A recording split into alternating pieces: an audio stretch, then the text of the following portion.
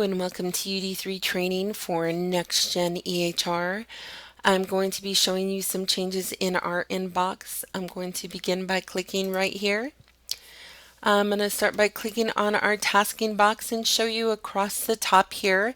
These numbers in parentheses are a small but nice little addition to this UD3 update.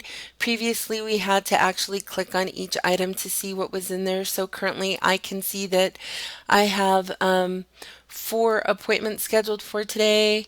I have 1 item in my PAQ and 658 portal messages. Down here, this number for my today's appointments matches what I have up here at the top as well. Okay, I am going to go ahead and click on today's appointments. The first thing I want to point out across the top here is the wait time. So the wait time is something that's new with UD3. However, it is not something that we have built into our workflow here at El Rio. So unfortunately, it's something that we just kind of have to deal with. The column is not modifiable. It's not something that we can remove. And so it's something that's going to build up over time. So we just kind of have to live with it until we can modify it or build it into our workflow someday. So it could potentially be in the works. All right. The next item I would like to point out down here is this icon right here for our patient portal. So I can tell visually that my patient is enrolled just by the color. So the color is blue. It also has these little yellow bubbles that come out from it. So I can tell just by looking at it that my patient is enrolled. The other thing is that when I hover over it, it tells me that my patient has a completed enrollment and the last time that they logged in. So that's another nice little feature.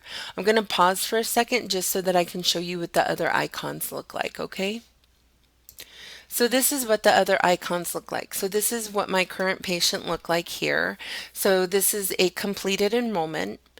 This is what an icon looks like for a patient who is not enrolled, someone who has pending enrollment, someone who is enrolled but has a locked account, and someone who has deferred or declined enrollment. Okay, so in order for us to meet our meaningful use requirements, we either want our patients to be in the completed enrollment state or the deferred or declined enrollment state, not in between. So I understand that patients sometimes have stated that they have problems logging in. So this would be the perfect opportunity for you to assign them a new token number. That's a lot easier to do now, and I'll show you how to do that in just a second. There is also a separate video on the patient portal so that you can show a patient how to do that. Also, the token numbers that are assigned moving forward are not going to expire anymore. So that's the other benefit to making sure that we assign our patients token numbers. If they're still having problems beside that, after you've assigned them a new number, then have them call us. That's what we're here for. Okay, so have them call the help desk 309-4300, and we're here to help. Okay, so again, completed enrollment or deferred declined enrollment are the statuses that we're looking for. Okay, I'm going to pause again. All right, so going back to our little icon here, this button is actually clickable. So when I hover over it, you'll get kind of like a little shadow that casts over the top of it. When I click on it, it's going to pull up my patient portal window. I can reassign a token number. I can add an email address right from there. So it's pretty cool. It makes it really easy for us, okay? So right from here, I can tell that my patient's enrolled. Okay. The other items here is, so my alerts are exactly the same. I have my patient's appointments right here. So when I hover over my appointments, I can see that my patient has an appointment. So this will show me up to 4 appointments into the future. So this is a nice addition to this UD3 update, that I don't have to leave EHR to see if my patient has an appointment. So this is really nice. So right here I can see that my patient has an appointment. Everything else is still hoverable, so I can hover over the allergies, hover over the problems, the diagnoses, and the medications. They're all still clickable. Okay, this lab results is a new feature. I'm going to go ahead and click on this now so I can show it to you. So what this does is it pulls up my patient's lab results, right? So it's just as if I had clicked on the test tubes in my patient record, right? So what I'm going to do is I'm going to go ahead and click on the test tubes now, and this is going to open my patient record. Okay, so what this did was it took me to my patient record. So it brings me to my patient record. The next thing I'm going to do is I'm going to go ahead and click on the order summary. So I'm going to just drop this little arrow down here at the bottom where it says sign off and tracking comments. I'm not sure how many of you nursing staff are actually familiar with this area of the patient record, but I'm going to talk about it a little bit. So right here where it says 3-hour glucose tolerance test, if you notice there's this little push pin with a notepad. I'm going to click on that, and what you'll notice are that there's some comment and action log items that are on here. These are notes that are typically written through the provider's PAQ. Okay, so through the PAQ, the provider will write notes on there. Sometimes they'll write things like, what they did, what types of action they took on the patient's lab results. And things like that. Sometimes the nursing staff will put things there. Sometimes PharmDs will put notes on there, things like that. So right here, as you can see, there's some notes back and forth between the providers and the nursing staff right here. So these notes have always lived here. It's just that they made it was a little bit difficult, and especially if you were working off of a laptop, it made it really hard for you to see those. So the new addition with this UD3 update is this button right here, this tracking button. So if I click on this, it's going to go ahead and open up this sign off and tracking comments. So here are my notes. I can go ahead and add and refresh my notes to add them right here. Okay, so this is new with this UD3 update. Okay, I'm going to go ahead and close those, and they live right here.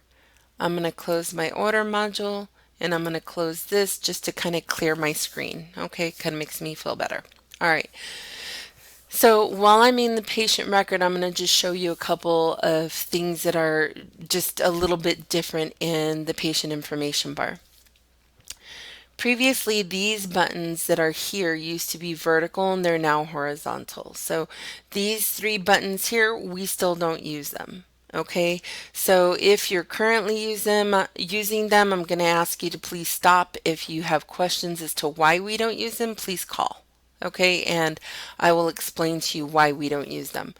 The tracking button lives here. This is our only friend, so we still use our tracking button. The reason why they laid this horizontally is for you to be able to collapse your patient information bar. So if I collapse the patient information bar, I still have access to these. Previously, if we collapsed it, we lost them. Okay, so if I go ahead and expand this, I can still see these here. So what this did was it kind of just displaced our alerts button and moved it up to the top, which is fine. I kind of feel like all the buttons need to be in the same place anyway. So here's our alerts button. This moved up to the top. It gave us a new place to put the appointments button. Okay, and then the lab results, this is the same one that we saw previously in the inbox. Okay.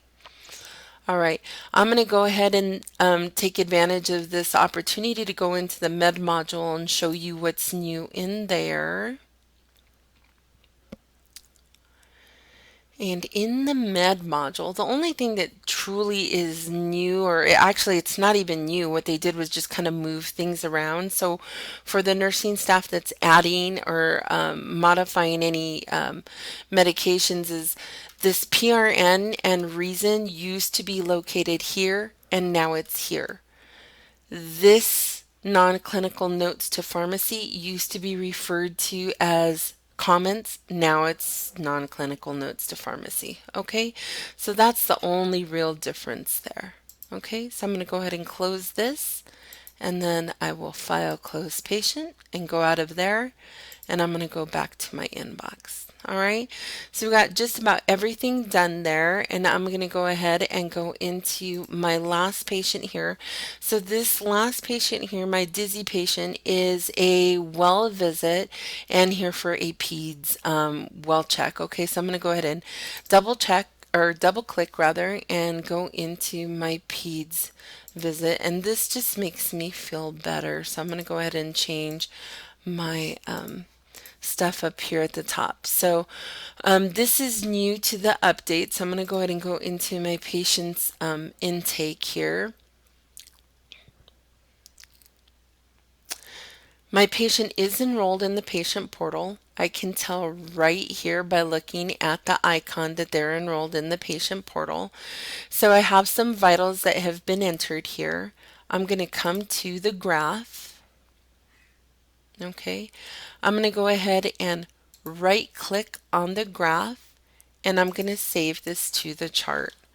I'm going to identify this as the height graph, and then I'm going to put in the date of 4/19/2017, and I'm going to say OK. All right, so what that did was it saved the graph to the patient record. Okay, so this is new. This is a new feature. We previously did not save the graphs, they kind of just lived in there. But now what I can do with this is I can go ahead and highlight this, and I can right click and send it to the patient portal. So now I don't have to print all of this stuff out. I can offer it to the patient's parents through the patient portal. So what I did was I just opened this up, and I can say requested document. I'll double click, it pulls it to here. I'll say send, and I just sent it to them through the patient portal. It tells me it was successfully sent and it's done. So I'm not killing any trees, and the parents have it and they can leave it in there forever. Okay, so if I ever wonder, did I send it? Didn't I send it? Things like that. Perhaps I'm not the person that checked in the patient, the same person that vitaled the patient as the person who checked out the patient. I wonder, I don't want to duplicate the work. Then what I would do is I would come here and highlight it, right click, and say patient portal history details. I could see here if it was sent. So if I ever wondered, did someone already send it? Here it is. So it clearly tells me. So this feature, although sending graphs is a new addition to UD3, sending documents is not. So you can send the patient plan this way. You can also send immunization records, letters, labs. You can send all of these things through the patient portal already. So not sure if you knew that. And so what I'm going to do is I'm going to just highlight the immunization record because here it is. I'm just going to right click, send it to the patient portal, double click requested document, send. I just sent it. That is super duper easy. All the more reason for you guys to kind of encourage patients to sign up for the patient portal. It really is going to make your lives that much easier. Okay. I believe that covers all of our updates with our patient portal additions, with the exception of the separate video. So I don't have anything new to show you here. So let me go ahead and just file close patient. And then I'm going to come back to the inbox. The next item over is our PAQ. So I'm going to go ahead and come over. I can't really go into patient, true patient records on here. So I have a scanned photo in here. And so for you nursing staff who have access to the provider's PAQ, the only new addition in here are these buttons. So I can see that my patient has appointments scheduled. I can see all of these items here. My patient is enrolled in the patient portal. And then if this patient had any lab results, they would have a link here as well. Adding notes is the same as it was previously. And then the wording here has just changed from accept to sign off and sign off with actions. The sign off with actions is something that's strictly for providers only, so that's not something that I would go into with you. Okay, I hope that this update goes successfully. If you have any questions, there will be trainers in the offices next week.